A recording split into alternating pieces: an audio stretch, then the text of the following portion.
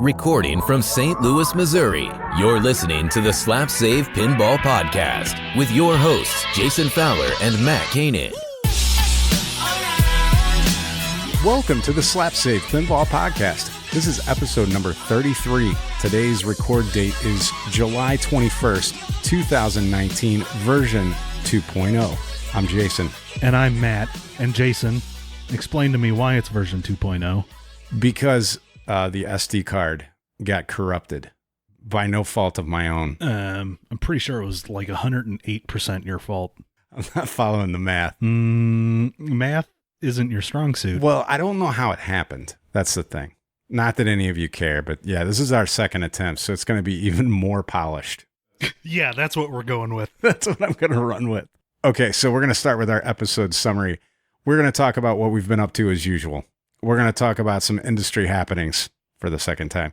We're going to do a main feature called What Might Have Been. We're going to deal with some prototypes of some machines that never got legs that maybe should have. Matt's going to go into that. That's his area of expertise. Sexpertise. There's our air quotes around that. And we're going to do a Flip, Bolt, or Torch 95 edition. Windows 95 edition. That's right, 3.1. 3.1 is different than Windows 95. Whatever. It was all the same. No, it wasn't. Gates in his heyday. Gates in his heyday. Yeah. Bill Gates. He's the whole Windows guy. Have you heard of him? The Windows guy? The Windows guy. You mean the guy. Microsoft guy? Yeah. The world-renowned philanthropist? Yeah. The main reason why in 100 years there's going to be statues of Bill Gates around the world and Steve Jobs will be a footnote in American history. Oh boy, you're going to light up the phone lines on that one. What phone line? We've got one. Oh, yeah? It doesn't really light up, though. I just get the recordings. Yeah. Yeah, it's probably a good Your thing. mom gets the recordings. That's remember? right. Yeah. She's my secretary. Anyway. So, Matt, let's start off things. What's new with you? What are you up to? Well, I am back from my Jason-imposed hiatus. I am finally allowed back on the podcast after 2 weeks. A couple weeks ago, I went down to Oklahoma City to visit a friend. We did some pinballing, played some at his house. We played some at a Oklahoma City place called Cactus Jack's. Like every game that I played there it played great.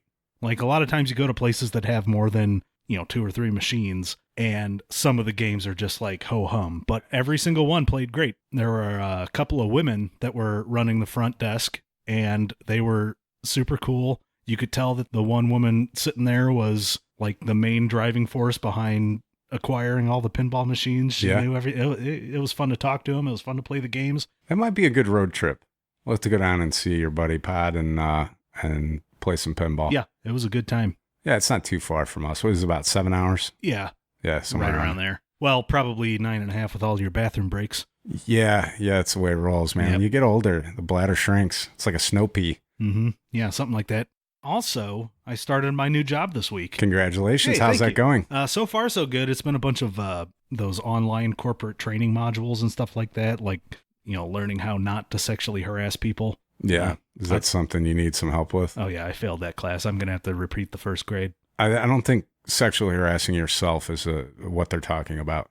Anyway, moving on. What about you? What's been new with you? It's been a fun week or two. I sold Dialed In, and it was something I was really torn about. I love that game. I think, honestly, it's probably one of the better shooting games I own. But it's one of those deals where limited real estate, limited funds, you just got to rotate things through, and sold it to a really nice local guy here. Yeah. I'm going to miss that game. It's such a fun game to shoot. Yeah.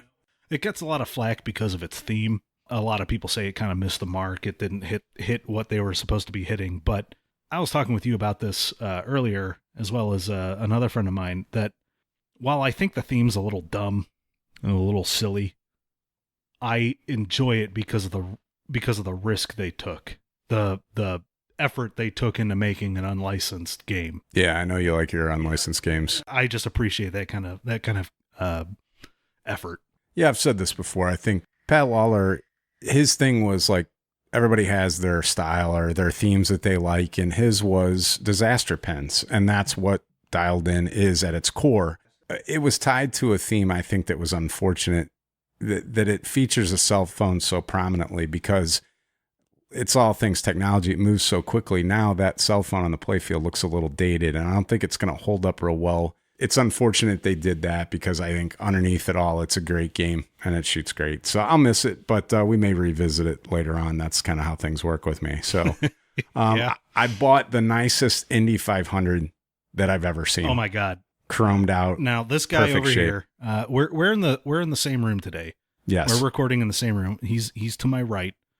This guy to my right, he kind of dwells in the area of hyperbole a lot, but I guarantee you that this is the nicest Indy 500 you will probably ever see, outside of some random new in box hermetically sealed something. Yeah, it looks like it's been wrapped in plastic. Yeah, it is amazing looking. I can't wait to play it. It's still sitting all wrapped up in his basement. Yeah, I haven't had a chance to. We've had to make 2 of these podcasts and spent hours trying to recover the files with all this expensive software. None of it worked. And so I'm not one to overpay for pens, but this is one that I overpaid for, admittedly, a little bit because I felt like it was nice enough to justify it. You know, it's debatable on if you overpaid for it because supposedly from some industry insiders, the person who did the restoration on this game, it could be argued that you even underpaid for it. Possibly. Yeah. Indy 500 for me it's a fun shooting game, but for me, it is the closest thing I can find to my dream theme, and that is a Formula One type pen. And yeah, Indy cars are kind of Formula One light, but regardless, it's much better than NASCAR in my opinion. So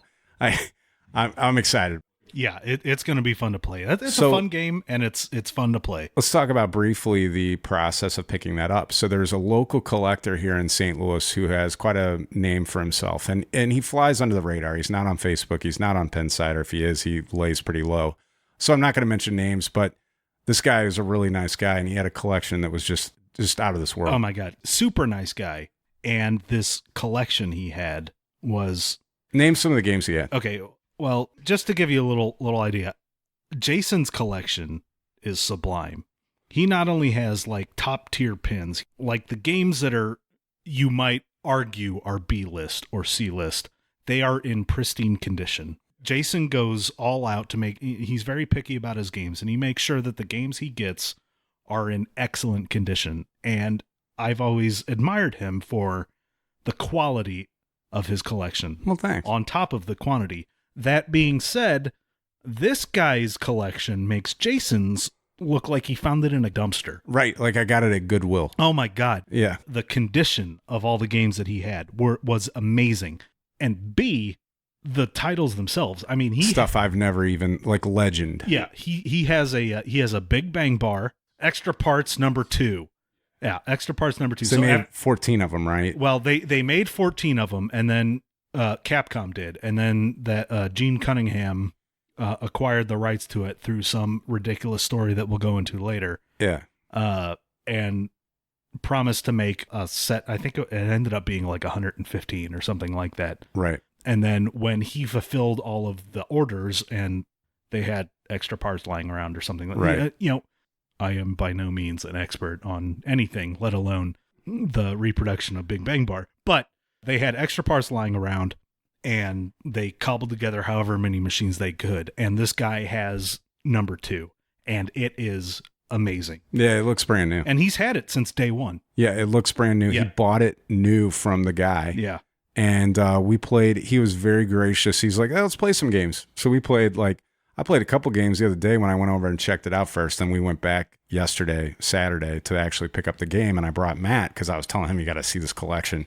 And he was like, yeah, let's play some games. And we witnessed him. He's a very good player. Yeah, we were horrendously outclassed. Oh, yeah. He's like top of the heap. And he GC'd it with like a billion. Yeah. He was just, flipping. He looked almost bored. If I took the glass off and grabbed the ball, I think he would still outscore me. Yeah. He knew what he was doing. Yeah. He got to the wizard mode, the Big Bang, I think it was. Mm-hmm. Destroyed it.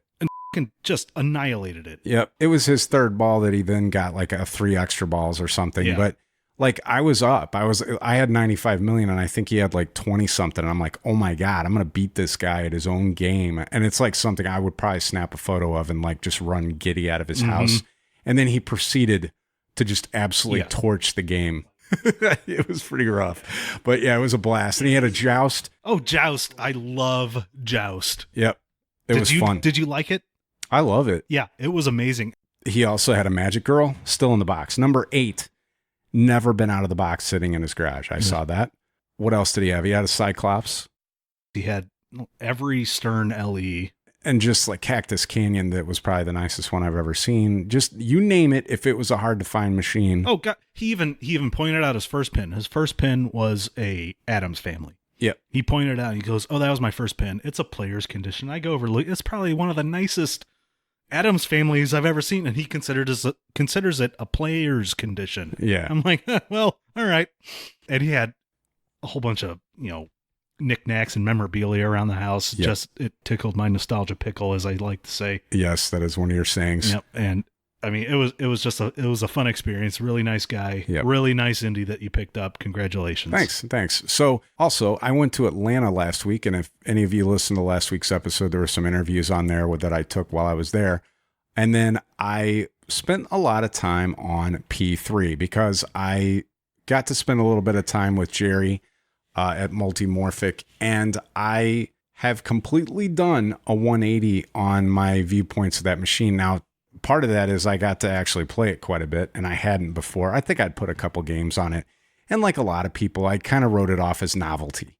But I've changed my mind on that, and I've realized that they're great shooting games. It's got a lot of tech that I'm really interested in. It's super well made, and I encourage anyone that hasn't given it a chance, keep your mind open and do that, because I think, like me, a lot of you guys will come away pretty impressed. Now, it isn't the cheapest thing out there, granted, but a lot of us that have multiple machines are getting into the dozens. It's like, it makes sense because you've got a game that you can put other modules in and turn into games that are worthwhile. So I want one, and I'm working on making room in my budget and the arcade, and I want to share my experiences with it. We're talking about possibly doing a stream of some kind, but not a stream like you're used to seeing. Now, Special One Lit and Flipping Out and Dead Flip and Buffalo, they all do really good streams with the latest games, and they have the numbers to back it up as far as people that watch. It makes sense. But I think there's a segment of people out there like me who also enjoys stuff that's off the beaten path. And I would like to do a stream, and Matt and I have talked about putting this together because my internet is finally getting upgraded to something that is not 2 hamsters with a coffee cans and a string. An old 14.4 K-baud modem. Exactly. Yeah. So I'm thinking about, we've got most of the equipment. We've just got to get some details worked out, and we're going to start doing that. And it's just going to be something where it's an excuse for a lot of you to interact with us if you'd like to. It's going to be games that are, like I said, off the beaten path. I've got some early solid states that I'm very fond of. I've got some other games that are just different, and I thought it would be fun to do. We could set it up over at my place, and we could play some Secret Service or some Millionaire with half the coils not firing. I can only imagine the numbers that we're going to pull in. Is it possible to get like negative viewership? Like if someone downvotes us enough, anyone who tries to come in, they shuffle it off to a better stream? I can guarantee you this. No one ever has streamed Secret Service. And if they did, there were crickets in there. But we may just do that. At Slap Save Pinball Podcast, the stream, Secret Service. They say that the internet has, if you dig deep enough, you can literally find anything. Like if you have some fetish for horses and midgets and whatever, you will find... You can't find dick in a dick. I'm hoping not. You will find something on the internet about it, and I'm pretty sure that we can find some stuff that haven't been done. So I think P3, like just what you were saying, it's there. It lacks publicity. But the platform is there. I think it's a really interesting concept. Yeah, it plays really fun. And like the mechanics are really neat. Like looking at it, because the playfield is actually, was it LCD, LED screen, something like that. Obviously can't have mechanics coming up through it. So it's got the armature that comes out and does the flippers and the slingshots, and then the modules that go up in the upper playfield. It does different games. Holy shit. The training, it's like a pinball training module where it serves balls to you in different capacities and to train you how to play pinball better. Yeah, it's something they're working on, and it's really got my attention. It basically is like a pinball trainer. Yeah. I think the longer you're in pinball, the more you start trying to find things that are off the beaten path and just, that are worthwhile. it's not novelty because it's good. I played the hell out of Lexi Lightspeed and I thought it was a blast. So I'm going to revisit it. The longer you're in pinball, the more you expect the status quo. And things like P3 kind of get shoved aside as like a gimmick or a novelty. And I don't think that's entirely fair because it's really cool. Yeah, we're going to have some fun with it. I'm going to find a way to make it happen somehow. Flippin' Out Pinball is the exclusive distributor for the Slap Save Pinball Podcast. Flippin' Out offers the newest and hottest machines as well as the Escalera-powered stair climber. Contact Zach at 847-778-4876. Once you go Zach, you never go back. So next up, let's talk about some industry happenings. If you have not been in a cave, you have heard that there was a game released by Stern. And it's been a little controversial on how it was released and what it was and maybe the hype building up to it. Matt, what was your take on the Star Wars Home Edition release? So just to set the record before I start going into what I'm going to say, I like the Star Wars Home Edition. I like what it represents. I like that it exists. I like that it's going to go out and be a somewhat more affordable option for people who aren't into pinball to get into pinball with a theme that resonates with a vast majority of the target population. Stern picked the proper venue to release this at San Diego Comic-Con because this pin isn't for people like you and I, Jason, the pinheads of the world, the people who live, breathe, eat pinball. The Star Wars home pin is more for, I guess, the layperson. Mm-hmm. And the San Diego Comic-Con is going to be chock full of people like that. People who are into like the sci-fi. Oh, sure. They're dressed up like them, right? Yeah, they're dressed up like them. They're living them. They people flock from all over the world to go to this convention to see the newest, latest, and greatest things about their favorite pop culture icons. Yeah. There's a but coming. I don't think Stern implemented the reveal properly because they went out of their way to teasing their reveal. I'm talking about leading up to it where they're posting on their social media, oh, tune in on Thursday for our next big Stern release. Their target demographic doesn't know what Stern is. They don't know why they should care about the next Stern release because this pinball machine isn't for the pinheads. It's for the general populace. So they should have emphasized the Star Wars aspect of it more than the Stern pinball aspect of it because all the emphasizing the next release from Stern did was rile up the pinheads and lead to vast amounts of bitching and moaning and disappointment because it wasn't Jurassic Park or Stranger Things or something like that. Yeah, so my take on it is I don't understand the butthurt that's going on with this. I really don't. And, I hate to get into car arguments. I know a lot of people kind of just gag when they hear them, but this one applies really, I think. And Porsche is a company that most people know about. They made a car called the Macan, and it is a SUV, and it's an unapologetic reach for U.S. tastes because it is an SUV, and that's what people want here. Even if they're not really interested in Porsche as a car company that has performance cars, they just want the name that comes along with it. And proof that they were receptive to that is the fact that they pushed 23,500 units last year in 2018 versus the iconic 911's 9,500. Now, the Cayenne is the bigger cousin to that, and they pushed 11,000 of those. So where does that leave the 911 and the many enthusiasts who followed that so closely? It was pandemonium. People were screaming that they were taking their resources and throwing them at something that nobody cared about.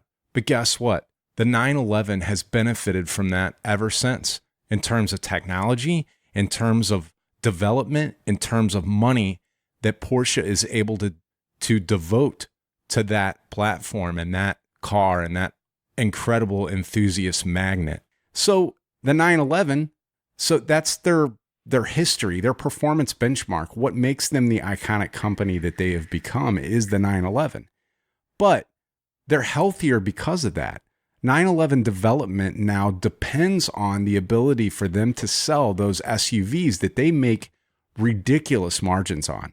All of the big automakers, there's no coincidence that these companies are all flocking to making crossovers and SUVs because the profit margins on those are worthwhile. And that's what American buyers want. So if you look at Stern, they're very similar. So we, the pinball obsessed, the ones that really analyze all these releases and everything, we're a very small piece of Stern's pie, like it or not. You know, I call us 1%ers, but honestly, we're probably closer to a 0.5% type thing. And we have our place with them. And just proof of that is, you know, Texas Pinball Festival last year. Everybody's crying because there was no release. The year before that, too. Expo, crying, no release, right? Comic-Con, bang, Star Wars comes out. Yeah. And honestly, does it behoove Stern to spend a lot of money and effort to release something to a bunch of people who are already looking for it? Probably not. We're going to buy it regardless. I've heard that before. You know. Yeah, and not necessarily that we're going to buy it regardless, but we're going to pay attention regardless. Correct. What this enables Stern to do is have a healthier bottom line. That means better license acquisitions. That means top-tier talent or continued top-tier talent. They've already got an all-star team, a hall of fame of designers, artists, everything. Development costs are offset by the sales of Star Wars. So even though none of us are probably going to buy that, or very few, the people that walk into a Meanies here in St. Louis, they sell game room accessories, and honestly, they're a little overpriced. But the people that walk in there and they spot a pinball game, they're not going on Penside to analyze the fact that, there's a Star Wars Pro that I can get for only $200 more. They're slapping down their Visa and they're like, it's a high-end area. And they're like, I'm going to throw that next to my pool table. My kids like Star Wars, and this one's, $1,500 less than anything else. Yeah. Any other pinball machine in here. So let's put it in my game room. Yeah, they don't care that it's a little bit smaller. They don't care that it's not aimed at us nutty pinheads. And I'm one of them. I'm not apologizing for that, but I'm just saying you have to realize the demographic of who they're after. And it's not us. That's okay. Now, I will say the shot layout of the Star Wars home pin does kind of look better than the Star Wars Pro. You're not the first person I've heard say that. Those drop targets defending the Death Star ramp, and the loops, the inner loop and the ramp that goes over that, I think it looks cool. What also gets said a lot about, we can compare it to, is Spider-Man.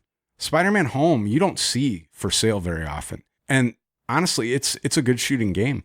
It's not bad at all. And Kerry Hardy, I got to give him credit here. I did notice on his video where he was talking about it, he mentioned that it looks like it might be mono. There's only, from what I can tell, there's only one speaker cutout on that next to that small display.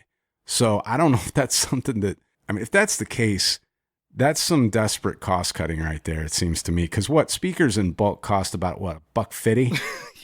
Yeah, charge an extra $6 and put two speakers in. Because it's not like they're putting high-end audiophile speakers in those things. They're like transistor radio speakers, even in the pros, for the most part. And then you're going to cut one of those out to slash costs, I guess. I don't know. But bottom line is, more power to them. If Stern makes a relatively low-cost machine that still shoots okay and is fun enough for the general consumer and drives a load of sales, that translates into more money for Stern, better products in the future, better themes in the future, better talent in the future. Because the more money Stern makes, or any pinball manufacturer makes, the better it is for the hobby. I agree. And you know what? I might get some t-shirts made up to wear to Texas and Expo that say, screw TIE Fighter on a spring. I have TIE Fighter on a bread tie.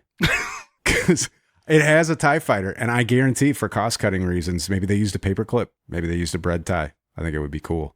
Game of Thrones, really extensive code update. We're hearing a lot of good things from it. Chuck Wirt did a fantastic stream of some of the code differences from straight down the middle. Check that out if you haven't already.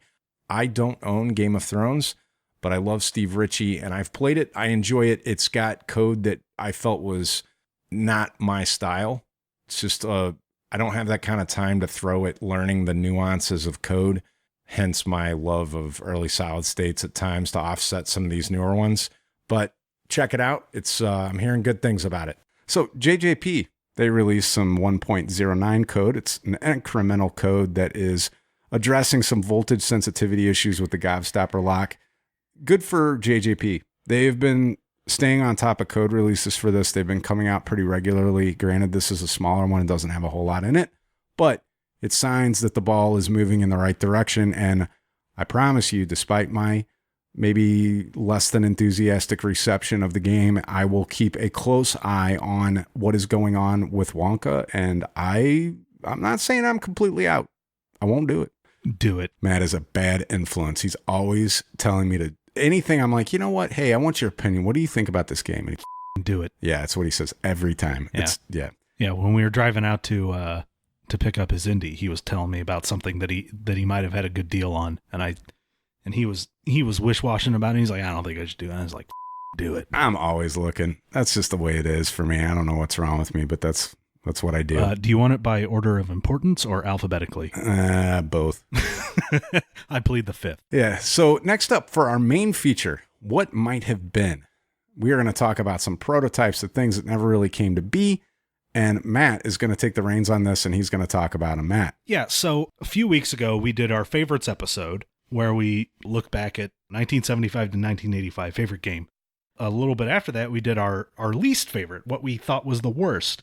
And in my research on Pinside, I was seeing a lot of prototypes and one-offs and limited runs and canceled projects. And I thought it would be really cool to go through and take a look at some of these games because, what might have been with some of these canceled projects. And the one that really piqued my interest the most, and we talked about it a few weeks ago, was the 1990 Data East Total Recall. Yeah. Jean shorts. Yeah, the one that looks like a pair of jean shorts. Like if you lay your jean shorts out on your bed after you've taken your shower before your hot date tonight, and you want to put on your good pair of jean shorts, and they're lying on the bed, this game looks like that pair of jean shorts. It's top-down jean shorts. So you've got two cabinets that are angled towards one another, and then you have a shared back box that would be the waist of the jean shorts. Yeah. And right underneath the back box where the two games come together is like a shared upper playfield. I said earlier in the episode, I really like two-player games. Yeah, like, co-op's fun. Yeah, co-op. NBA Fast Break when they're linked together. Joust. I think there was an Alvin G soccer game.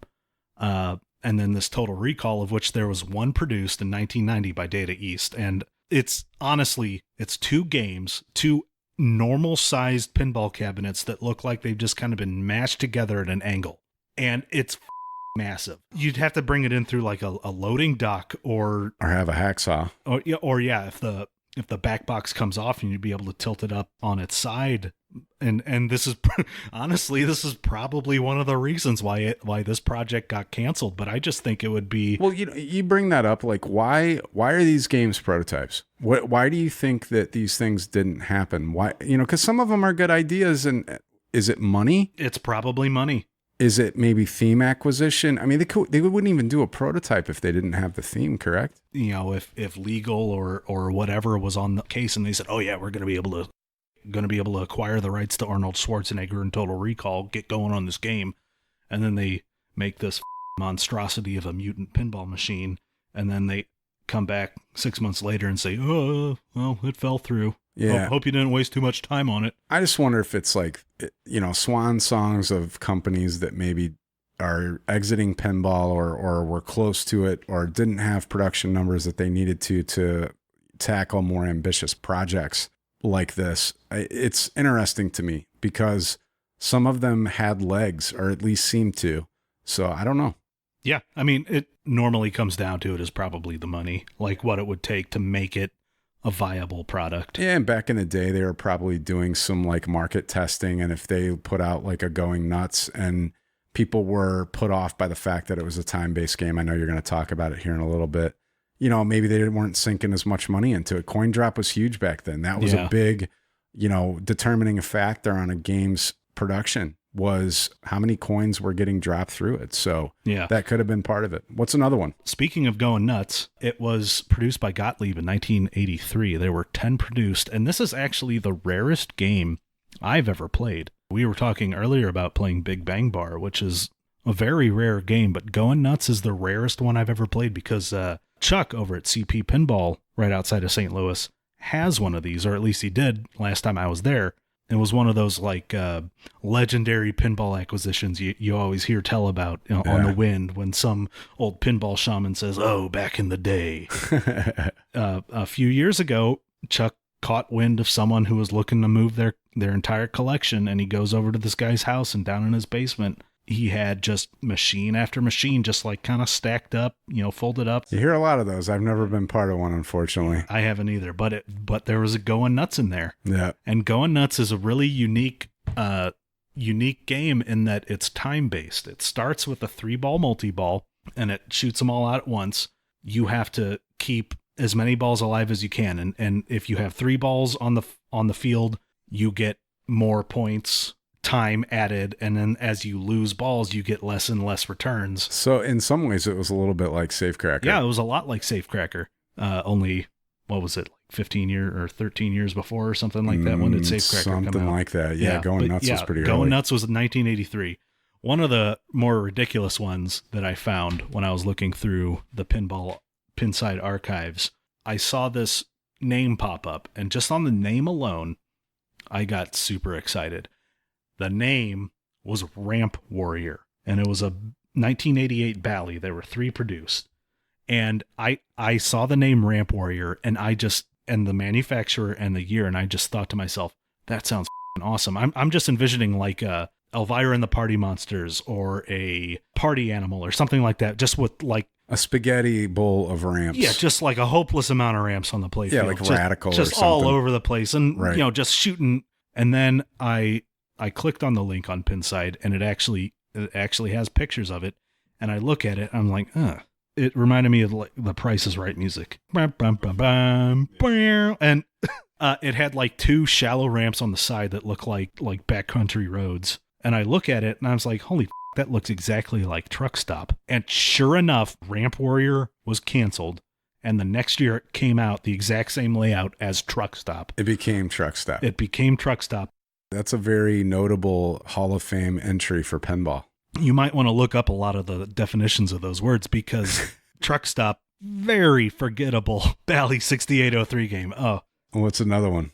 There was another one called Kabuki. Kabuki. Isn't Kabuki some sort of sick, like sexual thing? No. Yeah, you're thinking of Bukkake, you sick. Oh. That's really close. In That's your defense, like a word jumble. They're both Japanese. When I saw it on your list, I thought, what kind of prototype did they have of that sick act? No, Kabuki is a traditional form of Japanese theater. It's very, very over the top, very dramatic. They make grand, dramatic gestures. But it was a retheme of Tommy, and it was made for the president of Namco.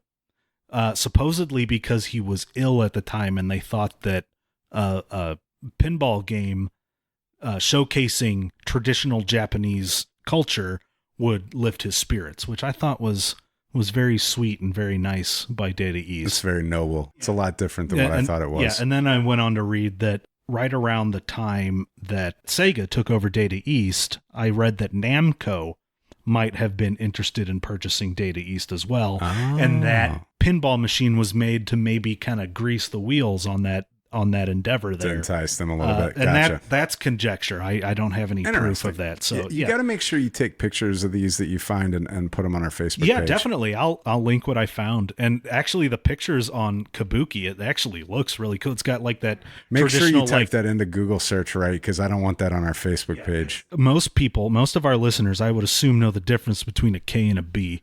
I know you don't, but I have a lot more faith in our listeners. It's so close. You could understand how I would confuse those. What's another one? So one of the more well-known rare ones, King Kong, which was another Data East game in 1990. Mm-hmm. There were 9 of them produced, and I guess from my reading, each of these 9 prototypes was a little bit different. And there was actually one that came up on eBay in 2013 for sale, which ended up selling for $20,100. Holy cow. I know. And that one had extra long flippers. Like imagine a normal size flipper, but added 50%. Dude, I'm going to do a real quick pinball confessional. So when I first got into pinball, I had heard of King Kong and its like unicorn status. And then I got confused and I thought I saw a Godzilla a few, like, I don't know, it was a while after that. And I was like, ooh, Godzilla, that's that game that's like super highly sought after. And this guy only wants, I don't know what it was. It was some $6. Yeah. I was like, whoa, that's something you should jump on. But oh God, I really wish that had played out. Yeah, I like call you guys up. Hey, I've got this really rare game. You got to come over and see it. Godzilla. Sorry, moving on. I didn't mean to interrupt. Yeah, so King Kong, read a book. What's with all the F-bombs today? This is going to be like a bleep fest. I thought you stopped bleeping. No, I bleep. Every time you say this, I gotta like go through and like pick it out. When I first started, you said you weren't going to bleep anymore. I changed my mind. Oh. I'm trying to be the Disney of podcasts. I think we lost it with the bukkake. Yeah. Yeah. Hey kids, go look up bukkake. That's Bukkae. Well, you know how to spell it. That's disturbing in itself. I don't even know if that was correct. Okay. So moving on. Sorry. So probably the most well-known of the rare pins we talked about earlier was the Big Bang Bar. Yes. Which was a Capcom game in 1996. There were 14 originals produced before Capcom shut the doors on its pinball business. I found a article by a guy named Brian Crescente. I might be mispronouncing That's a good stab at it. I don't know how you pronounce that. Yeah, it was Illinois Pinball Connections there, right? Yeah. Yeah. And he wrote a very interesting article about Gene Cunningham, the guy who he purchased a warehouse and found the plans to Big Bang Bar in the back of this warehouse. He just made it his life goal to get this machine made. And the article goes through the rise and fall of pinball in general, and then the efforts by this Gene Cunningham to get Big Bang Bar reproduced. And it ended up, spoiler alert, it bankrupted him. He literally went bankrupt getting this pinball remade. Wow. And the initial investors, he promised that he'd get a game made and he'd sell it to him for $4,500. He ended up spending about $7,200 per game, but still sold it to him for the promised amount. Well, that's a switch from today's day and age where you have the Andrew Highways and the Dutch pinballs that won't even get you a machine after you spend 10 grand. Thanks for the money, suckers. Yeah. But yeah, I'll post this link on social media on our Facebook page and our Pinside thread, because it's a very interesting read. He basically describes this Gene Cunningham as sort of a pinball martyr, of kind of being the impetus for the resurgence of privately owned pinball machines. Sounds good. All right, you ready to move on? We're going to do our planned Flip, Bolt, or Torch 1995 edition. Flip it, bolt it, or torch it. I'm going to run through and I'm going to tell you the contestants. If you are not familiar with this game, what we do is we run through a certain year and we pick 3 games out of these contestants. One that we would flip, meaning one that we would turn over for money and not necessarily keep very long. We keep one in our house bolted to the floor. That's bolt. And then for torch, one that is so bad. You just have to kill it with fire. You have to torch it with a flamethrower because that's the only thing it deserves. And they have to have at least a production run of 1,000. Right. These are this week's. 1995, these were the major games. Mario Andretti was made by Gottlieb. It had a production run of 1120. Attack from Mars, Bally, 3450. Congo by Williams, 2129. Pinball Magic, Capcom, 1200 units. Jackpot by Williams, 2428. Whodunit by Bally, 2416. Johnny Mnemonic, or Minimic, if you can't pronounce things right. Like Jason. That's right, is Williams, and that was 2756. Waterworld, such an epic pen. That was Gottlieb, 1500. Batman Forever is Sega with 2,500 units. Indy 500, Bally, 2249. Like that game. Big Hurt, Gottlieb, 1985. Not the year. That's production numbers. No Fear, Dangerous Sports by Williams, 4540. Play Better. That's where that all came from. Theater of Magic by Williams, 6,600. That's our leader in production, I believe. Stargate by Gottlieb, 3,600. Dirty Harry by Williams, 4248. That's a high number. I was really surprised by that. Mary Shelley's Frankenstein, Sega, 3,000 units. Shack Attack by Gottlieb, 3380. A lot of powerhouses in this year. Oh, yeah. Baywatch is by Sega. There's no solid figures on that, but estimated guesses are around 2,400-ish. Apollo 13 Sega, and 2,000 units. Now, that was also the number of multi-balls you could get in that one mode. Yeah. Yeah. That sounds about right. All right, so let's start things off. Matt, what would you flip out of this list? I would flip Apollo 13. Oh, yeah? Just because, for the sheer purpose of owning that machine for a little bit of time and playing it and getting that 13-ball multi-ball, which is because what do you lose? Like 85% of them immediately? Yeah, it's just like a vomit of pinballs. Yeah, in fact, you redid that Elvira and the Party Monsters. It's really nice. I'll just bring over a bucket of pinballs. You take the glass off and I'll just dump it on and not tell you when I'm going to do it. It's oh, the yeah, same thing. that'll be a good use of that $1,000 piece of wood I put in that thing. Oh, I'm not going to do it real high and damage it. I'll roll. Well, them what's on the there point nice of doing and it if soft. you're not going to do it really high? Not like that. No, just like dump the balls on. Okay, yeah. Maybe it'll give a bunch of... It'll jam the trough. You won't even have to worry about draining the balls. yeah, maybe can't it'll be a even go bunch in of between. stern pinball divots in the playfield then. Oh, shots fired. Shots fired. Yep. Just for the sheer novelty of it. But I wouldn't want it, because that gimmick would get super old super quick. I mean, first time you played Apollo 13 and you got that 13-ball multi-ball, wasn't it hilarious? It's like so much going on at once, and the trapping with flippers, that doesn't work because they'd be lined up to the top of the playfield. Yeah, I think the coil would give out trying to hold up all those balls. Exactly. But yeah, I the novelty would wear out quickly, but I would want to own it for a little bit amount of time and then move it on to the next poor sucker. I could see that. All right, what about Bolt? This was kind of a hard choice for me, but I ended up going Attack from Mars. I love that game. I mean, it's pinball at its finest. It's got a great original theme. It's, that got that tongue-in-cheek humor. It's a great light show. It's challenging. It's got great flow. I think it's a great game. When I first saw this, in fact, in our last recording, I kept thinking that was Revenge from Mars, but it's actually the original. Yeah. That is shocking. They only made 3,400 of those. Isn't it? It's one of the best games ever. Yeah.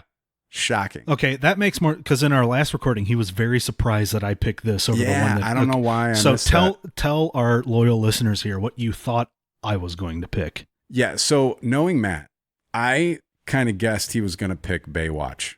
Which honestly would have been a good guess, because I have a Baywatch in my basement. I am a 1/3 owner of it. Some buddies of Baywatch. Some buddies of mine and I, it came up for sale locally, and it was kind of in bad shape for $1,500, and we all... Knowing you only purchased the camel toe that's on the side of it. Oh, that's the part you that only was wanted that to was buy. the selling point. I was like, I'll pay $500 for that gratuitous camel toe that's drawn on the side of the cabinet. It is like life size. Oh, it's ridiculous. Is that why you have it at the end? Are you hiding it? It's sandwiched. Do you think your wife would get upset if she saw that? That's the first thing I pointed out to her. I was like, look at this. Look at how ridiculous this is. But she rolled her eyes so hard, I thought she was going to detach her retina. I mean, the whole show was an eye roll. Oh, yeah. But I will say this. I love Joe Balser. Oh, my God. I love the fact that Joe Balser is one of the best designers as doing things differently. None of his designs are even close to being the same. Wasn't that the machine that was the subject of the Immaculate thing? Yeah, Immaculate. Yeah. Immaculate. Yeah, Baywatch. Only, 600 plays since 2009? Like, so which one would you torch? Gun to my head, I have to choose. I would choose Waterworld. Yeah. Just because... That's a good pick. I mean, there are so many, you always see those debates out there. It's like, oh, what game is better than the source material? You hear things like Congo or The Shadow or Johnny Mnemonic. All three good pins. Yeah, all three great pins that are a lot better than their source material. Mm-hmm. But Waterworld is exactly on par with its source material. Just an overproduced, bland, awful game.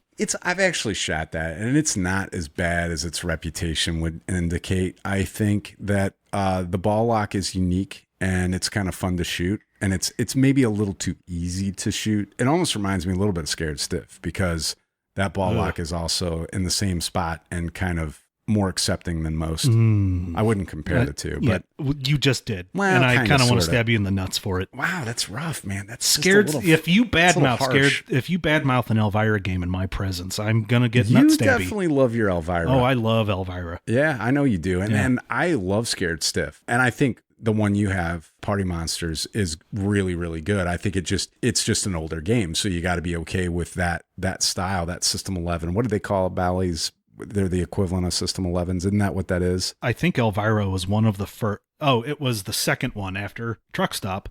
that was after the Bally-Williams merger. Fun fact, right when you plunge the ball out of truck stop, there is a little yellow road sign that says Bally-Williams merge. No kidding. Because that was the first game they made after the two companies merged. That's funny. That's a good little snippet. Yeah. That's cool. I didn't know that. Elvira is considered a System 11. Okay. All right. Well, I'll do mine. What am I going to flip out of these? I think this is one of the best ones we've done. Oh, yeah. This has more good games on it than any other list that we've done so far. I was mainly knocking Shack Attack when you mentioned it, but when I picked 1995, because you put up on our notes like, oh, what are we going to do? And I just arbitrarily picked something because I don't seek approval. 1995 might be kind of a tough year. So my flip would be Theater of Magic.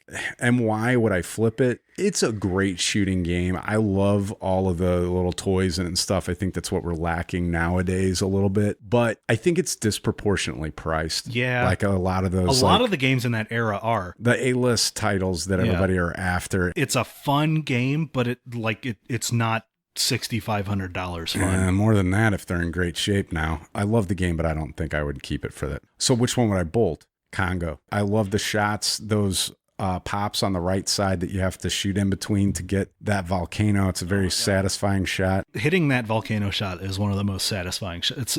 Actually, the katana shot on Deadpool reminds me of the volcano shot on Congo. Well, even more so, and I think Elwin actually admits to it being derivative a little bit of that, but Iron Maiden. It's a mirrored Congo shot on that left side for Iron Maiden. It's the same thing on the right. And I think Congo, it's the best game in this list, in my opinion. And I know that not everybody's going to agree with that. You're right. The movie is atrocious. It's like epically bad. What was that gorilla's name? Amy. It sounds like somebody's like taking a helium hit and they're doing call outs for a pinball game. And that is the one knock against it, is the call outs annoy some people. Torch. If you notice, I don't have a torch in my notes. I was looking at the notes here. I think I'm going to end up running with Shack Attack. First of all, I hate picking on Gottlieb's because it's just such a softball toss. It's like rec league softball. If you hit a home run in rec league softball, you can't get too excited. It's just, you're supposed to. And that's what Shack Attack is to me. Anything Shack, to me, just needs to be burned. I don't care if it's a car commercial. I don't care if it's a commercial for Bunions or whatever it is he's doing now that makes me cringe every time it comes on TV. General Insurance. He does General Insurance, but he does something with like some kind of foot thing too. I don't know. If your marketing department has settled on Shaq, something went askew somewhere. You need to get up on a ladder and say that to his face. Yeah, I don't think I would. I mean, I get it. He's funny, to some extent, but he's just famous because he's big and goofy. Yeah, and he was a little talented with basketball, I guess. He did something with basketball back in the day. I don't know what. I don't know. I think Shack Attack's an awful game. It shoots horribly. Oh, yeah. The game itself. I don't mind Shaq being, some of the products he's endorsing are ridiculous, but I don't seem to have the general hatred of Shaq product placement that you do, but the Shack Attack game does deserve to be killed with fire. I'm not a fan. So, Shaq, go away. Sorry. So that is it for Flip, Bolt, or Torch. I hope you liked it. So we're going to wrap things up this week. Get a hold of us at our email address, slapsavepinballpodcast@gmail.com. We also have our voicemail hotline. That is 314-529-1875. Make sure you get a hold of us. Leave us a message. We'll play it on the show. Let us know what you thought about Flip, Bolt, or Torch. Which one of those would you do? Let us know about your thoughts on the home edition from Star Wars. I know everybody has a lot of very passionate opinions like that. I haven't seen that. But I'm anxious to hear what people have to say. Matt and I tried to kind of see the upside of that, but I know most people aren't. Take care, guys. See you next week. Adios. Later.